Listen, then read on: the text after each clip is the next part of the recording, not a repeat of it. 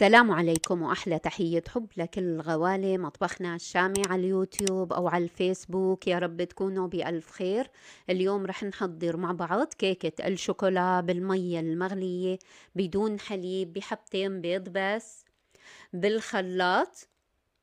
كيكي من أروع ما يكون، شايفين قوامها كتير مرتفع، كتير كيكي طرية خفيفة هشة اسفنجية، من أطيب ما يكون بنكهتها وطعمتها متكاملة.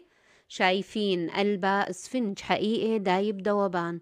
مقادير هالوصفة بصندوق الوصف، منسمي بالله ويلا نبدأ مع بعض بتجهيز هالوصفة.